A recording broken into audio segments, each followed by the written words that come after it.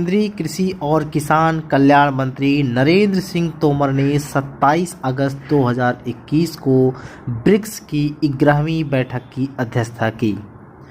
Brazil, रूस, चीन और दक्षिण अफ्रीका के कृषि मंत्रियों ने virtually BRICS partnership for strengthening agro biodiversity for food and nutrition security theme तहत बैठक की।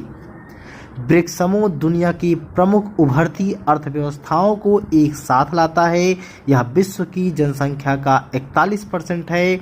विश्व के सकल घरेलू उत्पाद में लगभग 24% का योगदान है और विश्व व्यापार में इसकी 16% हिस्सेदारी है।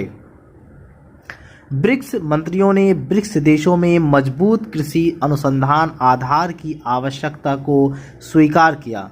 ज्ञान का दोहन और साझा करने की आवश्यकता, प्रयोगशाला से भूमि तक प्रौद्योगिकियों के हस्तांतरण की सुविधा, कृषि जैव विविधता को बनाए रखने के साथ साथ प्राकृतिक संसाधनों के सतत उपयोग को सुनिश्चित करने पर सहमति प्रकट की गई। आइए जान लेते हैं सतत विकास लक्ष्यों के लिए भारत द्वारा क्या कदम उठाया गया। केंद्रीय मंत्री के अनुसार ब्रिक्स देश भुखमरी और गरीबी उन्मूलन के 2030 सतत विकास लक्ष्यों के उद्देश्यों को प्राप्त करने में मदद करने के लिए अग्रणी भूमिका निभाने के लिए अच्छी स्थिति में है। कृषि उत्पादन को बढ़ाकर इस लक्ष्य को प्राप्त किया जा सकता है। इससे किसानों की बढ़ती आय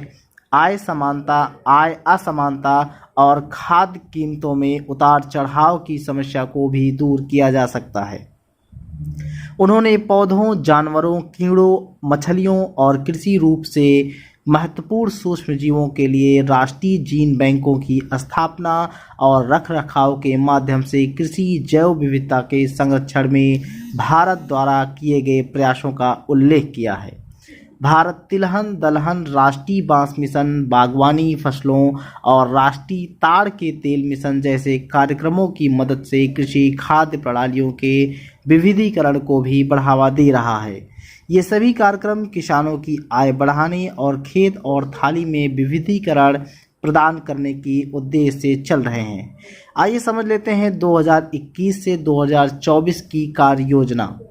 ब्रिक्स देशों ने भी ब्रिक्स देशों के कृषि सहयोग के लिए 2021 से 2024 की कार्य योजना को अपनाया है।